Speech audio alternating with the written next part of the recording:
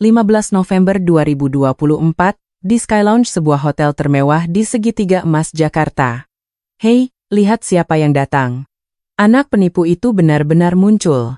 Sepatu kulit buatan Italia seharga 50 juta rupiah melangkah mendekat, seolah hendak menginjak sepatu murahan seharga 500 ribu rupiah. Pria itu adalah Aditya Nugraha, Direktur Utama Nugraha Group. Jam tangan mewah senilai 1 miliar rupiah berkilauan di pergelangan tangannya. Masih pakai setelan jas obralan dari department store, lounge hotel itu pecah oleh tawa. Sekitar 50 alumni, semuanya berusia 40-an dan berbalut barang-barang mewah, mengerumuni seorang pria. Budi Santoso, seorang pegawai negeri sipil dengan setelan jas sederhana. Dia adalah mangsa yang sempurna bagi mereka. Berapa tahun lalu ayahmu mati membusuk di penjara? 23 tahun yang lalu, ya? Aku masih ingat betul teriakanmu saat itu, ayahku tidak bersalah. Sungguh menggelikan. Aku juga melihatmu setiap jam makan siang mengais-ngais tempat sampah. Budi mengangkat gelas air dengan tangan gemetar. Tetapi, tak ada seorang pun yang tahu apa yang tersimpan di saku dalam jasnya. Dan yang terpenting, mengapa sudut bibir Budi sedikit terangkat, membentuk senyum yang nyaris tak terlihat. Anak penipu, kau akan hidup seperti ini sampai mati, kan? Saat Aditya hendak menyiramkan sampahnya ke wajah Budi, brak, pintu lounge reuni itu terbuka dengan keras seolah meledak. Dan apa yang terjadi selanjutnya adalah awal dari sebuah sandiwara balas dendam luar biasa yang telah dipersiapkan selama 25 tahun oleh seorang pria yang selalu dicap sebagai anak penipu. November 2024, di ruang kerja Jaksa Agung. Sinar matahari sore musim gugur menembus jendela. Di antara tumpukan dokumen, Budi Santoso menemukan sebuah amplop putih, undangan yang tampak biasa, tetapi saat membukanya, tangannya terhenti. Undangan reuni angkatan ke-25 SMA Tunas Bangsa, 25 tahun. Saat melihat angka itu, sesuatu bergejolak di lubuk hati Budi. Luka lama yang terkubur dalam-dalam mulai terasa perih kembali. Dia perlahan bersandar di kursinya dan memejamkan mata. Seketika, kenangan hari itu, 25 tahun yang lalu, datang kembali bagai gelombang pasang. 15 Desember 1999. Budi, yang saat itu berusia 18 tahun, telah menunggu di depan gedung pengadilan sejak subuh. Angin musim hujan yang dingin menusuk tulangnya, tetapi dia tidak bergeming. Hari ini adalah hari pembacaan vonis ayahnya. Hari terakhir dari persidangan yang telah berlangsung selama 6 bulan. Ketika pintu ruang sidang terbuka, jantung Budi mulai berdebar kencang. Kursi pengunjung sudah penuh sesak.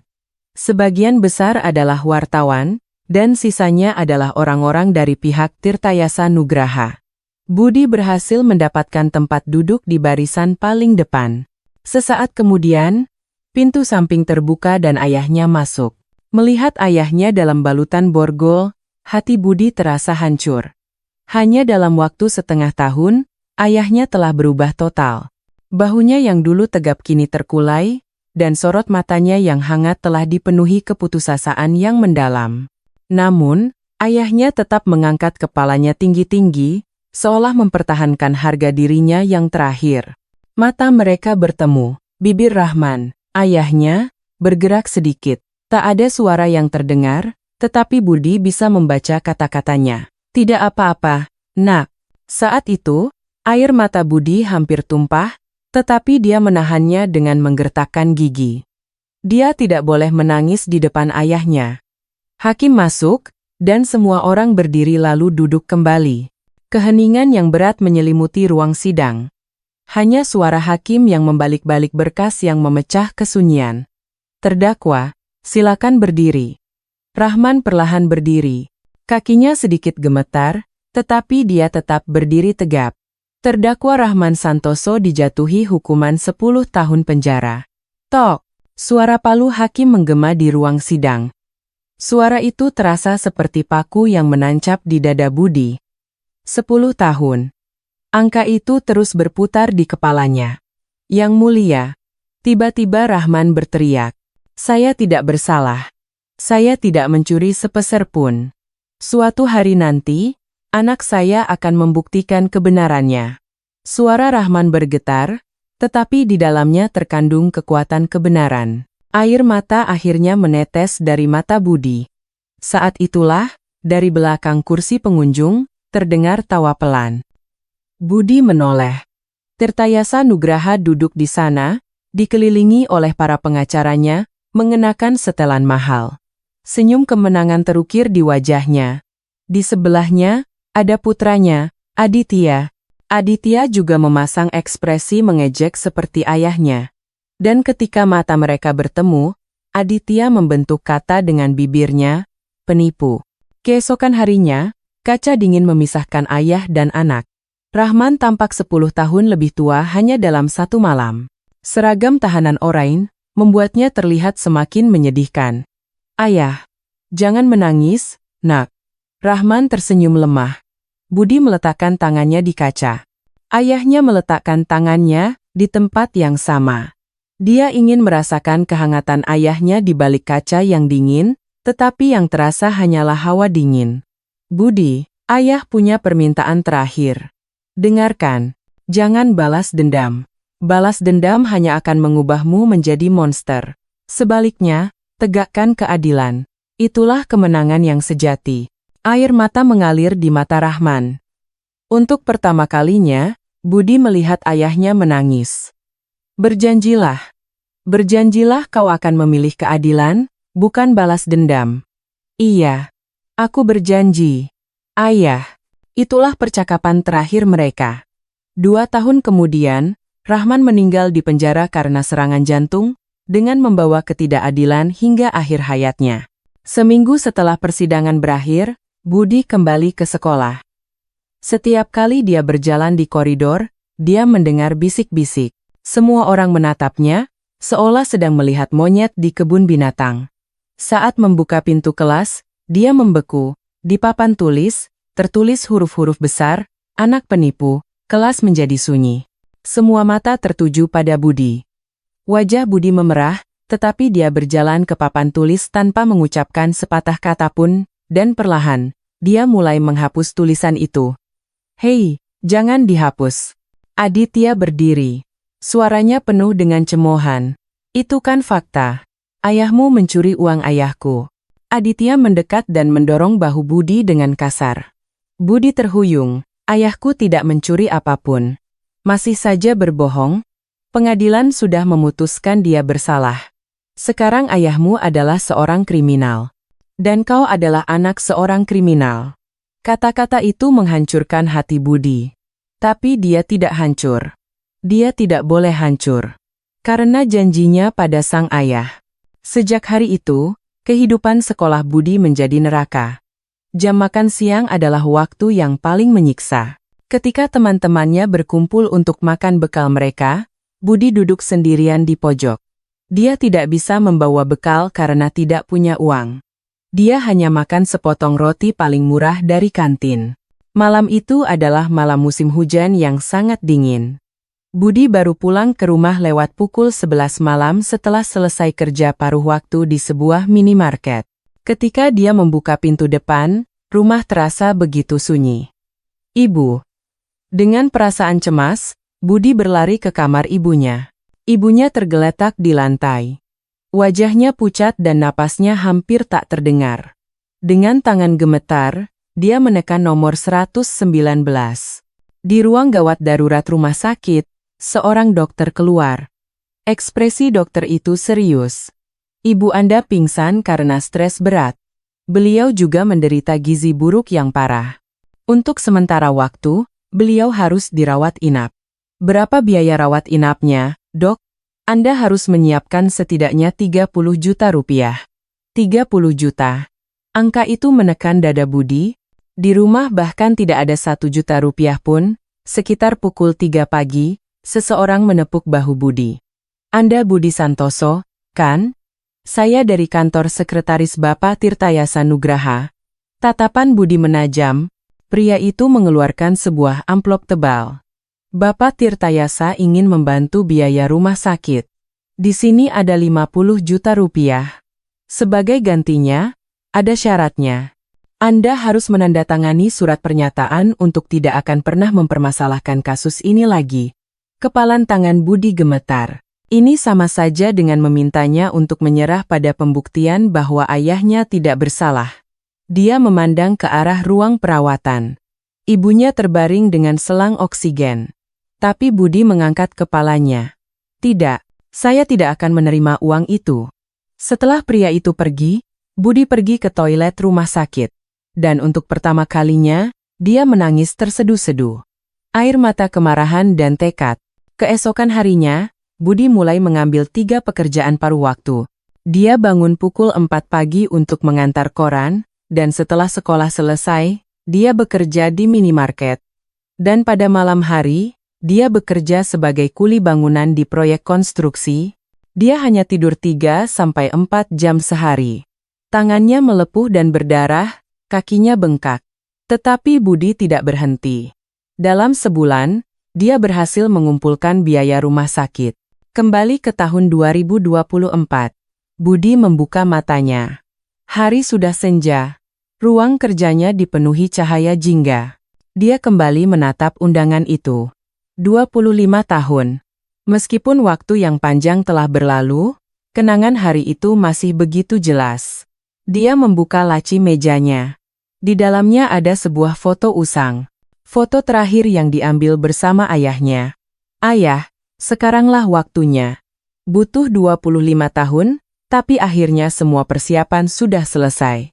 Dia mengangkat telepon. Arif, ini aku. Apa persiapannya sudah selesai? Sudah, Pak Jaksa Agung. Surat perintah penggeledahan sudah diterbitkan. Dan surat perintah penangkapan juga sudah siap. Bagus. Kalau begitu, kita laksanakan operasinya pada tanggal 15 November, di hari reuni. Budi memandang keluar jendela. 25 tahun yang lalu, bocah lelaki berusia 18 tahun itu tidak bisa berbuat apa-apa. Tapi sekarang berbeda. Dia adalah Jaksa Agung Republik Indonesia, dan di tangannya ada semua bukti kejahatan Aditya Nugraha dan komplotannya. Pagi bulan Maret tahun 2000, di tengah gerimis, Budi berdiri di depan gerbang Universitas Indonesia. Di tangannya tergenggam surat pemberitahuan kelulusan. Nilai UMPTN tertinggi, diterima di Fakultas Hukum dengan predikat terbaik. Prestasi yang akan membuat siapapun iri, tetapi tidak ada kegembiraan di wajahnya. Mahasiswa baru, yang memasuki aula orientasi semuanya bersama orang tua mereka. Seorang ayah dengan bangga menepuk pundak putranya, dan seorang ibu menyeka air mata sambil mengambil foto. Tapi Budi sendirian. Ayahnya di penjara, dan ibunya masih di rumah sakit. Budi duduk di barisan paling belakang aula. Suara tawa bahagia di sekelilingnya membuat hatinya semakin sakit. Dia menundukkan kepala dan mengepalkan tangannya. Aku harus bertahan. Aku tidak boleh menyerah di sini. Setelah orientasi selesai, acara perkenalan mahasiswa baru dimulai. Para senior mendekat dengan ramah, tetapi Budi menjaga jarak. Dia takut menjadi dekat dengan siapapun. Suatu hari nanti, mereka juga akan mengetahui masa lalunya, dan kemudian dia akan sendirian lagi. Hei, kamu Budi Santoso, kan? Yang dapat nilai tertinggi? Wah, hebat sekali. Meskipun dipuji seniornya, Budi hanya sedikit menundukkan kepala. Tetapi saat itu, dia mendengar suara senior lain yang berbisik di sebelahnya. Bukannya dia itu yang ayahnya terlibat kasus penipuan besar itu. Seketika, suasana menjadi sunyi. Semua tatapan tertuju pada Budi. Tatapan itu sama seperti di SMA. Campuran rasa ingin tahu, kasihan, dan penghinaan yang terselubung. Budi meninggalkan tempat itu tanpa berkata apa-apa. Bahkan di universitas, dia tetaplah anak seorang penipu. Sejak hari itu, Budi seolah tinggal di perpustakaan. Tempat paling pojok di lantai dasar perpustakaan pusat menjadi tempat duduknya. Dari pukul 9 pagi hingga 10 malam, dia membaca kitab undang-undang di sana. Hukum pidana, hukum acara pidana, hukum perdata, hukum dagang. Dia melahap semua buku hukum. Suatu malam, ketika Budi sedang membaca, "Permisi, apa kursi ini kosong?"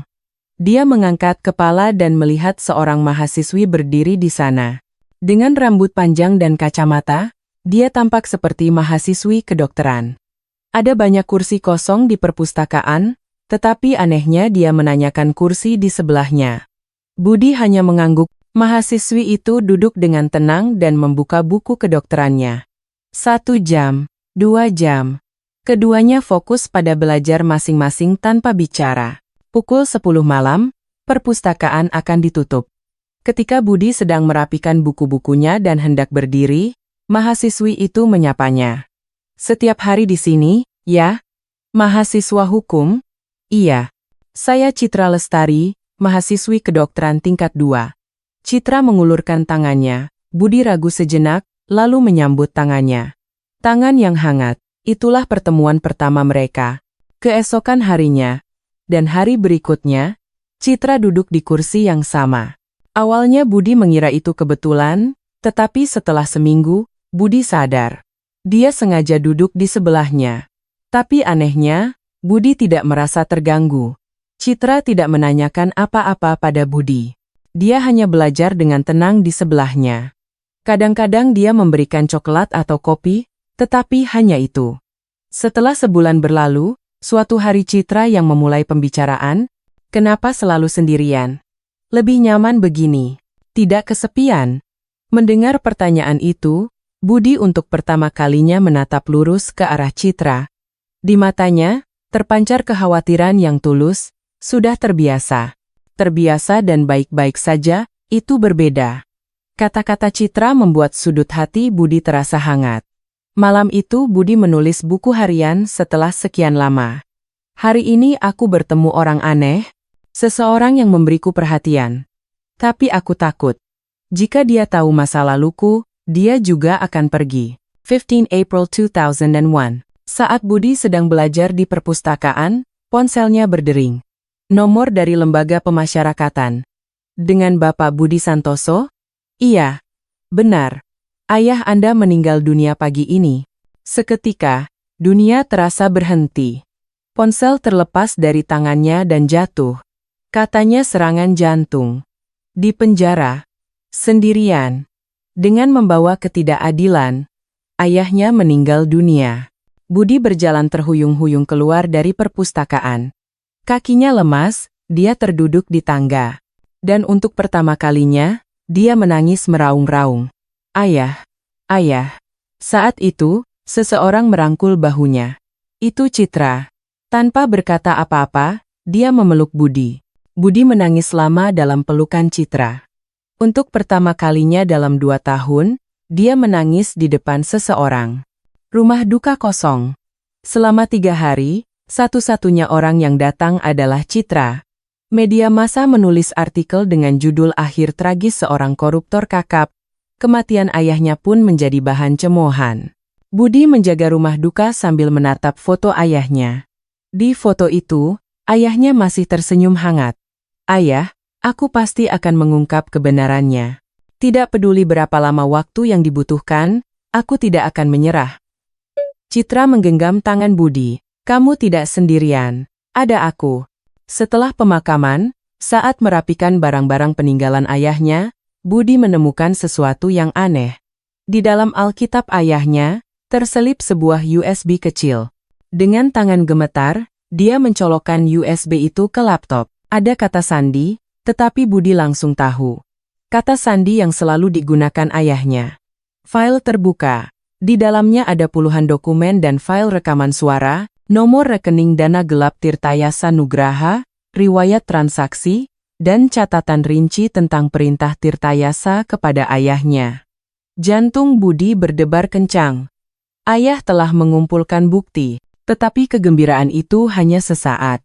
Budi segera merasa putus asa. Data ini saja tidak cukup. Bukti kuncinya tidak ada. Dia membutuhkan bukti pasti bahwa Tirtayasa Nugraha secara langsung memerintahkan kejahatan itu. Namun, Budi tidak menyerah. Ini adalah awal. Berdasarkan petunjuk yang ditinggalkan ayahnya, dia akan menemukan lebih banyak bukti. Tahun 2002, Budi mulai serius mempersiapkan diri untuk menjadi jaksa. Orang lain mengikuti bimbingan belajar dan kelompok belajar, tetapi Budi belajar sendiri. Salah satunya karena tidak punya uang, tetapi yang terpenting, dia punya tujuan yang jelas. Menjadi seorang jaksa. Itulah satu-satunya cara untuk membersihkan nama baik ayahnya. Dia bangun pukul 4 pagi, dan pergi ke perpustakaan. Belajar sampai pukul 12 malam, dan setelah pulang ke rumah, dia masih membaca buku sampai pukul 2 pagi. Dia belajar sambil tidur hanya 2 jam sehari. Citra berkata dengan wajah khawatir, "Kamu bisa pingsan kalau begini, pikirkan juga kesehatanmu." "Aku tidak punya waktu." "Kenapa? Kamu kan masih mahasiswa tingkat 3, Budi menatap Citra. Dan untuk pertama kalinya, dia mencurahkan isi hatinya. "Aku harus menjadi jaksa secepat mungkin. Hanya dengan begitu aku bisa membersihkan nama baik ayahku." Citra diam-diam menggenggam tangan Budi. "Kalau begitu, aku akan bantu." Sejak hari itu, Citra mulai membuatkan bekal untuk Budi. Dia juga membawakan vitamin dan sesekali mengajaknya jalan-jalan. Dia menjaga Budi agar tidak tumbang. Oktober 2004. Hari pengumuman kelulusan ujian calon jaksa. Dengan tangan gemetar, Budi membuka halaman web di internet. Dia memasukkan nomor pesertanya dan menekan enter, lulus. Lulusan terbaik nasional. Seketika, air mata mengalir dari mata Budi. Air mata kebahagiaan pertama yang dia teteskan dalam 4 tahun. Citra memeluknya erat dari belakang. "Selamat. Aku sangat bangga padamu." Budi menatap langit. Ayah lihat. Ini baru permulaan. Ini benar-benar baru permulaan." Malam itu, Budi mengunjungi makam ayahnya. Dia menyentuh nisan yang dingin dan berkata, "Ayah, aku akan menjadi jaksa. Dan aku pasti akan mengungkap kebenarannya." Angin bertiup, seolah ayahnya menjawab. Februari 2005, di penghujung musim dingin. Budi berdiri di depan gedung Kejaksaan Agung dengan kartu identitas jaksa tergantung di lehernya. Gedung berwarna abu-abu itu bersinar diterpa sinar matahari pagi. Dia menarik napas dalam-dalam. Teringat kenangan 10 tahun lalu saat ayahnya diperiksa di sini. Saat itu dia datang sebagai keluarga korban, tapi sekarang dia kembali sebagai jaksa. Saat memasuki kantor Satuan Tugas Khusus, tatapan tajam para jaksa senior terasa. Mereka sudah tahu masa lalu Budi. Di balik prestasi gemilangnya sebagai lulusan terbaik, tersembunyi kisah keluarganya yang menyakitkan. "Anda Jaksa Budi Santoso, kan?" "Saya Kepala Satuan Tugas, Cahyo Wibowo." Ekspresi Kepala Satuan Tugas Cahyo dingin. Dia memandang Budi dari atas ke bawah dan berkata, "Ini Satgasus. Tempat kita berhadapan dengan konglomerat dan politisi. Kuharap kau meninggalkan perasaan pribadi di luar." Kata-kata itu mengandung peringatan yang jelas. Budi tahu. Mereka meragukannya. "Mengerti, Pak," Budi menjawab singkat. Tetapi dalam hati, dia bertekad. Dia tidak akan melakukan tindakan apapun yang bisa menimbulkan kecurigaan mereka. Dia akan bergerak perlahan dan hati-hati. Kasus pertama yang ditangani jaksa baru Budi adalah kasus penggelapan kecil. Seorang akuntan perusahaan menengah menggelapkan 2 miliar rupiah. Budi bekerja siang dan malam untuk menyelidiki. Dia melacak rekening, bertemu saksi, dan menganalisis dokumen. Di tengah penyelidikan, dia menemukan keanehan. Uang yang digelapkan oleh akuntan itu semuanya mengalir ke rekening tertentu, dan pemilik sebenarnya dari rekening itu adalah orang lain. Setelah digali lebih dalam, ternyata di baliknya tersembunyi korupsi besar. Itu adalah anak perusahaan dari Nugraha Group. Jantung Budi mulai berdebar kencang. Akhirnya dia menemukan titik terang yang menghubungkan dengan Aditya Nugraha. Dia segera mengajukan surat perintah penggeledahan. Tetapi keesokan paginya, Kepala Satgasus Cahyo memanggil Budi. "Jaksa Budi, lepas tanganmu dari kasus itu." "Apa?" "Tapi, Pak, ini perintah dari atasan. Jangan gali lebih dalam lagi." Wajah Budi memucat. "Itu bohong." Budi tahu. Seseorang dari atas telah menekan. Mungkin dari pihak Aditya Nugraha. Malam itu, Budi sendirian di kantor yang kosong. Di atas mejanya, tumpukan data yang telah dikumpulkannya. Dia merapikan kembali satu persatu dan membuat salinannya. Dia harus mengembalikan yang asli, tetapi suatu hari nanti data ini akan dibutuhkan. 3 tahun berlalu. Tahun 2008, Budi kini menjadi jaksa madya. Kemampuannya diakui, dan dia dipercaya menangani kasus-kasus penting. Dan akhirnya, kesempatan untuk menyelidiki Nugraha Group secara resmi datang. Dalam proses pemeriksaan pajak, ditemukan dana gelap sebesar 200 miliar rupiah. Budi, yang menjadi ketua tim investigasi, memanggil Aditya Nugraha. Pertemuan kembali setelah 10 tahun. Pintu ruang pemeriksaan Kejaksaan Agung terbuka dan Aditya masuk. Setelan mahal, ekspresi sombong. Tidak ada yang berubah dari 10 tahun yang lalu. Dia melihat Budi dan tersenyum sinis. Budi Santoso, kudengar kau jadi jaksa. Aditya duduk di kursi dan menyilangkan kakinya. Anak penipu jadi jaksa. Ya, dunia sudah banyak berubah. Budi dengan tenang membuka berkas. Tangannya tidak gemetar. Ini adalah momen yang telah dia persiapkan selama 10 tahun. Aditya Nugraha, silakan berikan kesaksian Anda mengenai tuduhan pembentukan dana gelap. Apa maksudmu? Aku tidak tahu apa-apa. Mungkin ayahmu yang melakukannya, menggelapkan uang perusahaan. Seketika, tatapan mata Budi menjadi dingin. Tetapi dia tidak menunjukkan emosinya. Nomor rekening Bank Swiska, 4.875. Tahun lalu, 50 miliar rupiah ditransfer ke rekening ini. Bisa Anda jelaskan? Senyum di wajah Aditya menghilang. Dia menoleh ke pengacaranya. Pak Jaksa, klien kami akan menggunakan haknya untuk tetap diam.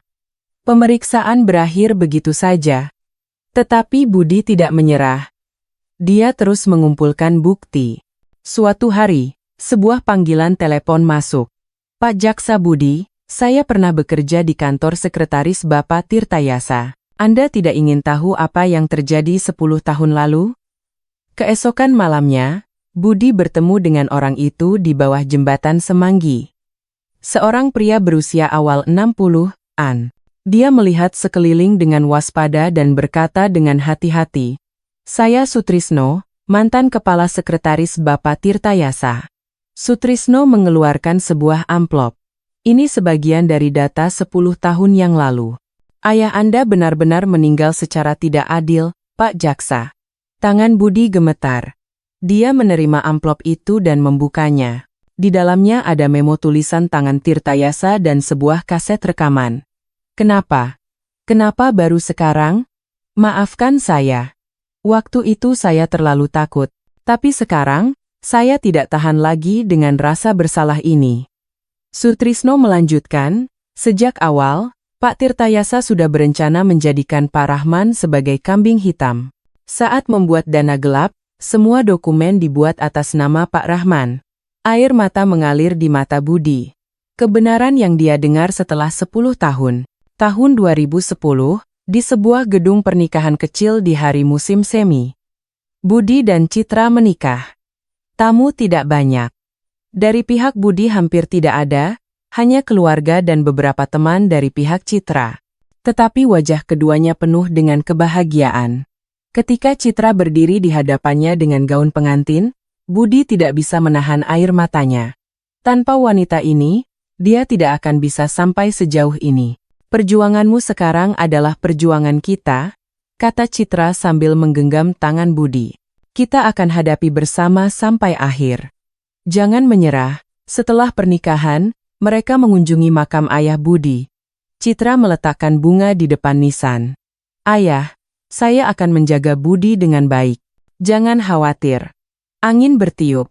Kelopak bunga sakura berguguran, seolah memberikan restu. Tahun 2012, Budi bergerak dengan hati-hati. Dia mengumpulkan jaksa dan penyelidik yang bisa dipercaya, satu persatu. Semuanya adalah orang-orang yang bersemangat menegakkan keadilan. Bersama mereka, dia membentuk tim investigasi rahasia. Tujuan kita hanya satu. Mengungkap kebenaran, kata Budi kepada anggota timnya. Tidak masalah butuh 10 atau 20 tahun. Tapi kita pasti akan berhasil. Tim investigasi bekerja diam-diam namun konsisten mengumpulkan bukti. Mereka mengungkap satu persatu korupsi Nugraha Group. Dana gelap, suap, penggelapan. Kejahatan mereka di luar dugaan. Dan pada tahun 2013, mereka menemukan bukti yang menentukan. Rekening rahasia di Bank Swiss. Di sana, ada 300 miliar rupiah yang disembunyikan oleh Tirtayasa sejak 15 tahun yang lalu. Dan sumber uang itu ternyata terkait dengan kasus yang dituduhkan kepada ayah Budi. Suatu hari di musim gugur tahun 2015, sebuah berita besar muncul di berita. Tirtayasa Nugraha meninggal dunia subuh ini karena serangan jantung. Budi menonton TV dengan perasaan campur aduk. Tirtayasa Nugraha meninggal dunia tanpa pernah membayar kejahatannya. Tapi ini belum berakhir. Masih ada Aditya Nugraha. Beberapa hari kemudian, upacara pelantikan Aditya sebagai direktur utama diadakan. Di sebuah hotel mewah, ratusan tokoh politik dan bisnis berkumpul.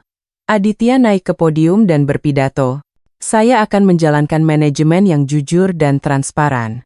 Budi menonton berita itu dengan senyum sinis. Jujur, transparan. Di tangannya sudah ada tumpukan bukti semua korupsi Aditya. Yang tersisa hanyalah waktu yang tepat. Malam itu, Budi berkata kepada Citra, sudah hampir sampai. Semua persiapan hampir selesai. Citra menggenggam tangan suaminya. Kau sudah menunggu 15 tahun. Sabar sedikit lagi, momen yang sempurna akan datang. Budi mengangguk dan memandang keluar jendela. Bahkan dalam kegelapan, bintang-bintang bersinar.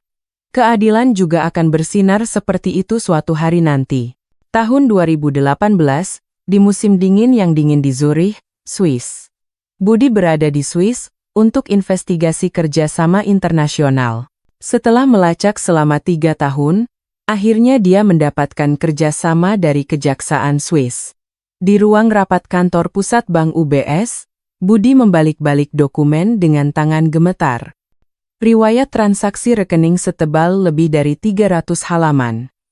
Di dalamnya, tercatat semua aliran dana dari 15 tahun yang lalu hingga saat ini. Rekening K, 4.800.175. Dibuka atas nama Park Jeong-ho, pemilik sebenarnya Tirtayasa Nugraha. Mata Budi berbinar. Akhirnya ditemukan. 300 miliar yang dituduhkan kepada ayahnya ada di sini. Yang lebih mengejutkan adalah setelahnya. Ditemukan bukti bahwa Aditya terus menggunakan rekening ini setelah menjadi direktur utama. Budi segera menelepon Jakarta. Arif, ini aku. Akhirnya kutemukan. Aku temukan semua buktinya. Benarkah, senior? Ini baru permulaan. Aku akan membawa semua data dengan aman, jadi bersiaplah. Di pesawat pulang dari Swiss, Budi mengeluarkan foto ayahnya. Ayah, sudah hampir sampai. Tunggu sebentar lagi. Suatu hari di musim panas tahun 2020, Budi menerima telepon tak terduga. Anda Jaksa Budi Santoso, kan? Saya Dian Puspita. Mendengar nama itu, Budi terkejut. Dian Puspita adalah istri Aditya Nugraha. Ada apa? Saya ingin melaporkan korupsi suami saya. Budi merasa napasnya tercekat. Istri Aditya sendiri yang akan menjadi pelapor internal. Ini adalah hal yang tidak pernah dia bayangkan.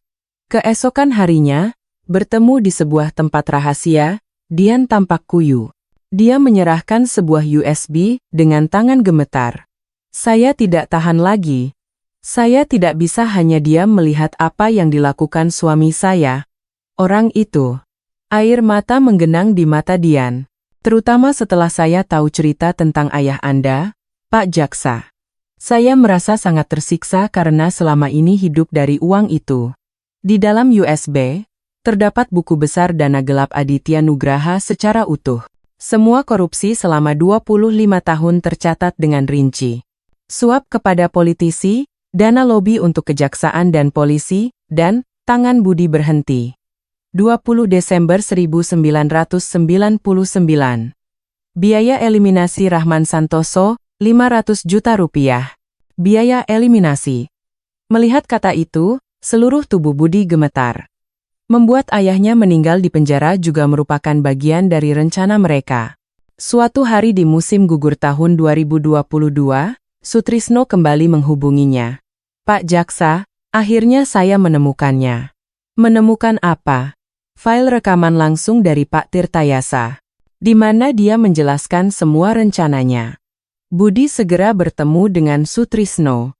Yang dia serahkan adalah sebuah kaset tua. Terlihat seperti sudah lebih dari 20 tahun. Kembali ke kantor, Budi dengan hati-hati memutar kaset itu. Terdengar suara berderak diikuti sebuah suara. Rahman terlalu jujur. Karena itu, mudah untuk menyingkirkannya. Itu suara Tirtayasa.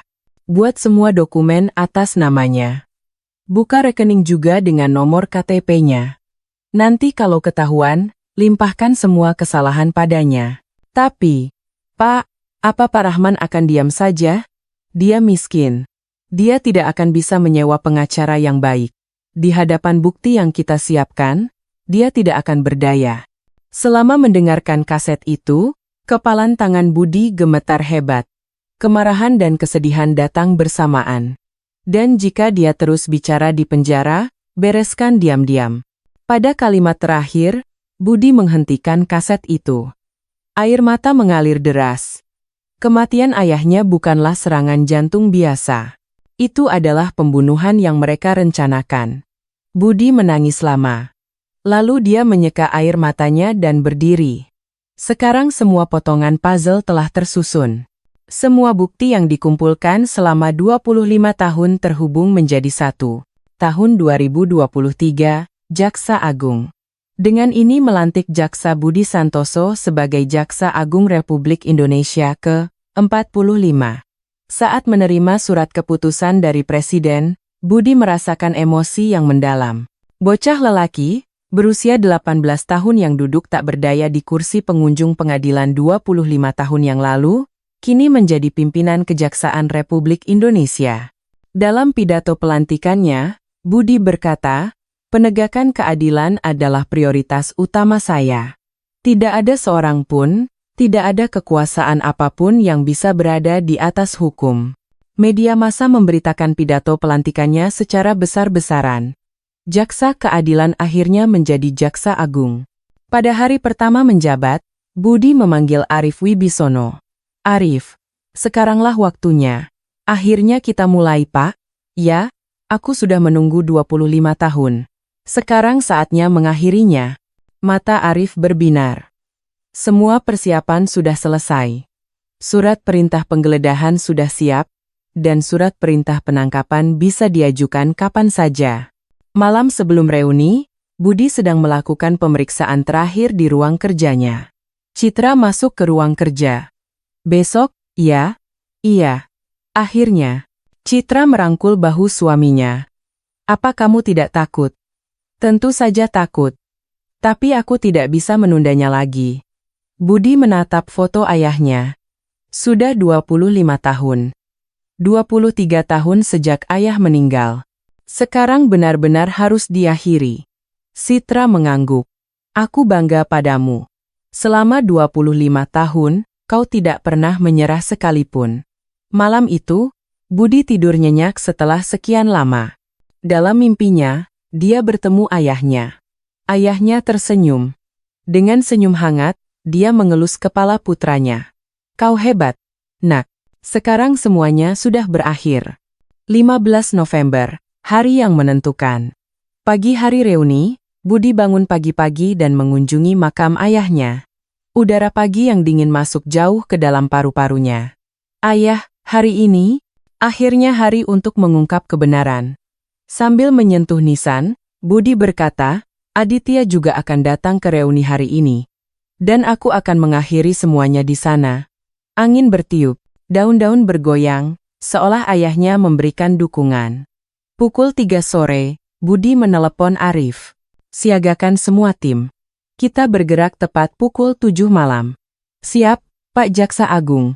Setelah menutup telepon, Budi mengenakan setelan jasnya. Saat bercermin, dia melihat bayangan ayahnya, Ayah, aku berangkat. Budi memasukkan kartu identitas Jaksa Agung ke sakunya dan masuk ke dalam mobil. Dalam perjalanan ke hotel, Budi mengenang kembali 25 tahun hidupnya. Dari seorang bocah lelaki tak berdaya berusia 18 tahun menjadi Jaksa Agung. Perjalanan panjang itu kini akan segera berakhir. Lampu-lampu mewah di Sky Lounge Hotel berkelip-kelip. Saat Budi memasuki ruang reuni, suara riuh rendah sejenak terhenti. Kemudian bisik-bisik dimulai. Seperti saat memasuki kelas 25 tahun yang lalu, semua pandangan tertuju padanya. Budi mengenakan setelan jas biru dongker biasa. Pakaian jadi yang dibeli dari department store. Di pergelangan tangannya melingkar jam tangan kulit seharga Rp500.000. Melihat sekeliling, teman-teman seangkatannya semua berhiaskan barang-barang mewah. Aditya adalah orang pertama yang melihat Budi.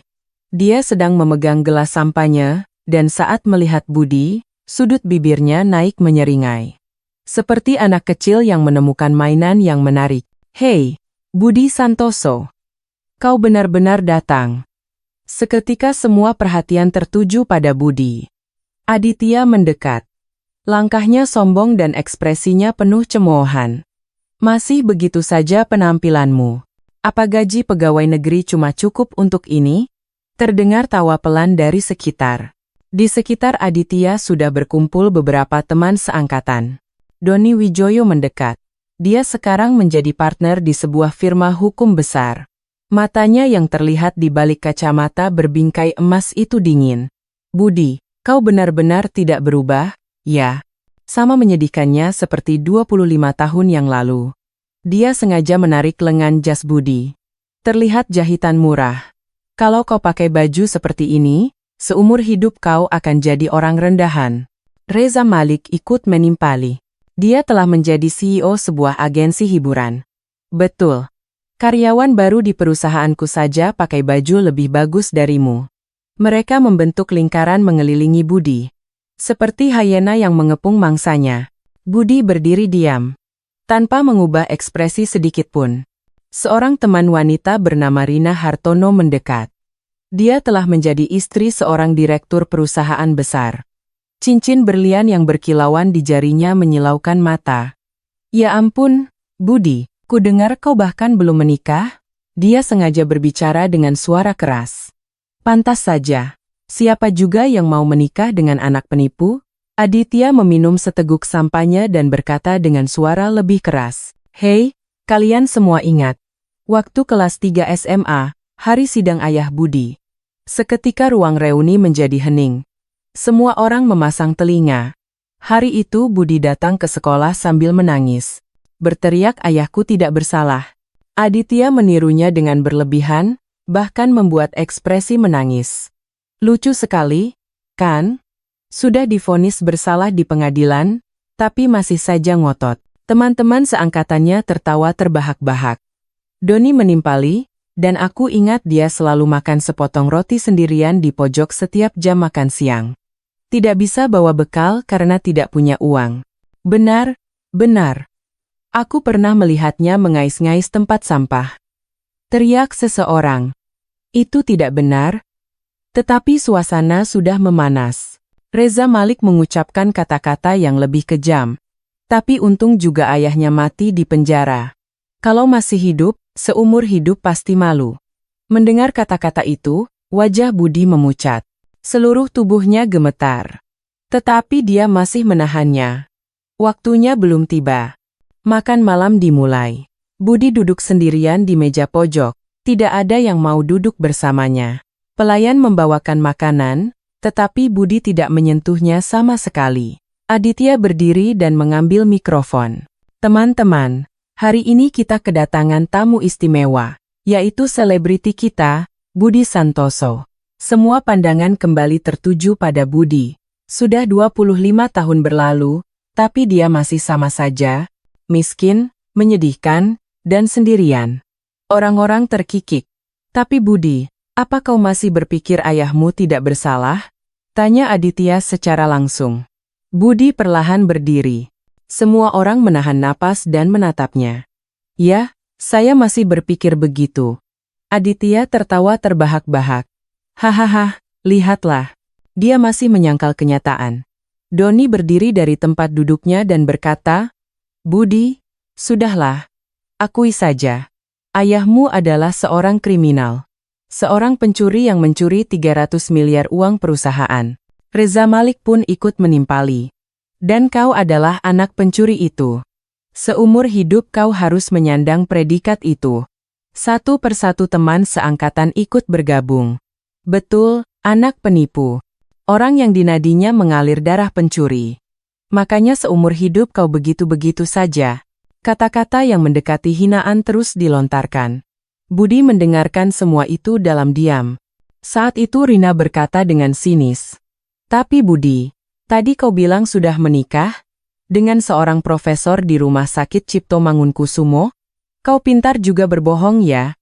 Mana mungkin seorang profesor RSCM mau menikah dengan orang sepertimu? Aditya mendekat dan menepuk-nepuk bahu Budi. Hei, jangan marah. Kami hanya mengatakan yang sebenarnya. Dia berbisik di telinga Budi. Orang sepertimu seumur hidup akan berada di bawah. Kau akan mati mengenaskan seperti ayahku. Tepat pada saat itu. Brak. Pintu ruang reuni terbuka dengan keras. Sekitar 30 pria dan wanita berjas hitam masuk serentak. Gerakan mereka teratur seperti tentara, dan ekspresi mereka serius. Yang berdiri paling depan adalah Jaksa Utama Arief Wibisono. Dia langsung menghampiri Budi dan menundukkan kepala dengan hormat. Bapak Jaksa Agung, semua sudah siap. Seketika ruang reuni menjadi sunyi senyap. Jaksa Agung? Semua mata terbelalak. Pria menyedihkan yang baru saja mereka cemooh dan hina adalah Jaksa Agung Republik Indonesia. Budi perlahan berdiri. Ekspresinya benar-benar berubah. Wajahnya yang tadi terlihat lembut dan tak berdaya telah hilang, digantikan oleh wajah jaksa yang dingin dan tajam. Budi mengeluarkan kartu identitas Jaksa Agung dari saku dalam jasnya. Lencana emasnya berkilauan. Saya Budi Santoso, Jaksa Agung Republik Indonesia. Gelas sampahnya Aditya terlepas dari tangannya dan jatuh. Prang, suara pecahan kaca berserakan. Ah, apa, Jaksa Agung? Kaki Doni gemetar. Reza Malik tidak bisa menutup mulutnya. Budi berkata dengan tenang, 25 tahun yang lalu, kalian memanggil saya anak penipu. Hari ini pun begitu. Tapi sekarang, akan saya tunjukkan siapa penipu yang sebenarnya. Arief memasang layar proyektor besar. Dokumen-dokumen mulai muncul di layar. Riwayat rekening Bank Swiss, buku besar dana gelap, berbagai dokumen bukti ditampilkan secara berurutan. Rekening Swiss K. 4.875. Rekening rahasia yang dibuka oleh Tirtayasa Nugraha 25 tahun yang lalu. Di dalamnya ada tepat 300 miliar rupiah. Tepat 300 miliar yang dituduhkan telah digelapkan oleh ayah saya. Aditya terhuyung-huyung, layar berikutnya muncul. Memo tulisan tangan Tirtayasa, singkirkan Rahman, limpahkan semua kejahatan padanya. Teman-teman seangkatan menahan napas. Dan terakhir, sebuah file audio diputar. Rahman terlalu jujur, karena itu, mudah untuk menyingkirkannya. Itu suara Tirtayasa. Buat semua dokumen atas namanya. Buka rekening juga dengan nomor KTP-nya. Dan jika dia terus bicara di penjara, bereskan diam-diam. Pada kalimat terakhir, semua orang terperangah. Perintah pembunuhan. Budi berjalan ke hadapan Aditya. Aditya Nugraha, Anda saya tangkap atas tuduhan pelanggaran Undang-Undang Tindak Pidana Ekonomi, penggelapan, dan penyalahgunaan wewenang. Tidak, ini rekayasa. Dan tambahan, tuduhan perintah pembunuhan. Ada bukti bahwa ayah Anda telah membuat ayah saya meninggal di penjara. Budi menatap Doni dan Reza. Pengacara Doni Wijoyo, selama ini Anda telah menutupi korupsi Aditya dan melakukan lobi ilegal. Doni jatuh terduduk. CEO Reza Malik, Anda terlibat dalam pencucian uang dan perdagangan narkoba. Saat itu, terjadi hal yang lebih mengejutkan. Saya juga akan bersaksi. Istri Aditya, Dian Puspita, maju ke depan.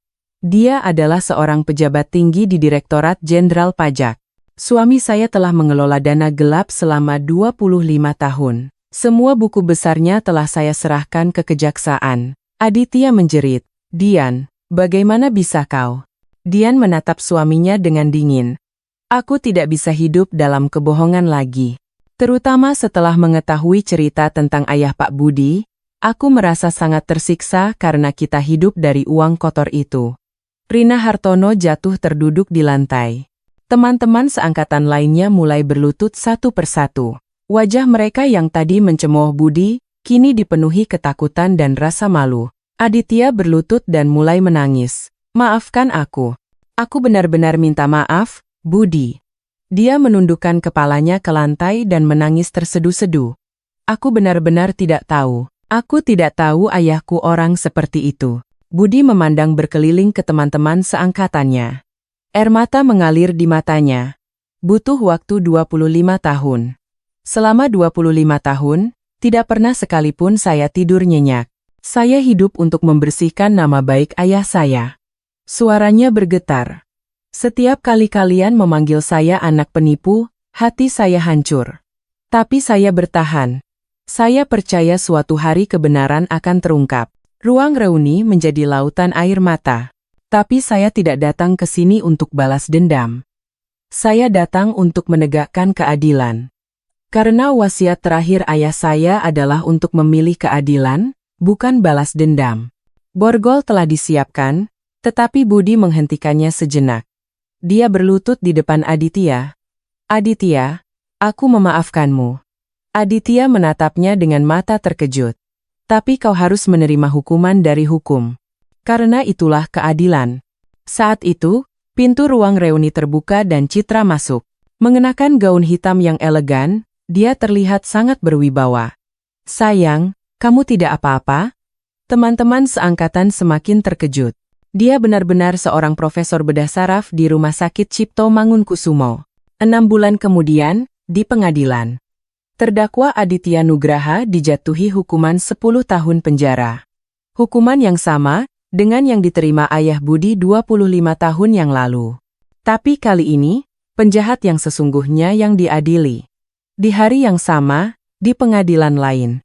Dalam sidang peninjauan kembali kasus almarhum Rahman Santoso, dengan ini menyatakan terdakwa tidak bersalah. Vonis tidak bersalah setelah 25 tahun. Budi memeluk foto ayahnya dan menangis. 1 tahun kemudian, di makam ayah, di nisan yang baru didirikan, tertulis, Rahman Santoso, 1950 tahun, 2001. Insan jujur penjaga kebenaran, keadilan ditegakkan oleh putranya. Yayasan Pemulihan Nama Baik Rahman Santoso didirikan. Yang mengejutkan, donatur terbesar adalah Aditya Nugraha yang telah bebas dari penjara. 5 tahun kemudian, dalam upacara pelantikan Menteri Hukum dan HAM. Keadilan terkadang datang terlambat. Tapi selama kita tidak menyerah, ia pasti akan datang. Mendengar kata-kata Budi, teman-teman seangkatannya yang duduk di antara hadirin mengangguk. Mereka kini, dengan cara mereka masing-masing, mempraktikkan keadilan. Tahun 2030, di sebuah ruang kuliah universitas. Menegakkan keadilan bukanlah pekerjaan seorang diri. Perlu ada orang-orang yang berjuang bersama. Seorang mahasiswa bertanya, Profesor, apakah Anda benar-benar memaafkan mereka? Memaafkan bukan untuk mereka. Itu untuk diri saya sendiri. Untuk membebaskan diri saya dari penjara kebencian. Budi memandang keluar jendela. Langit biru cerah terbentang. Ayah, sekarang musim semi benar-benar telah tiba. Musim dingin yang panjang selama 25 tahun telah berakhir, dan akhirnya, musim semi telah datang.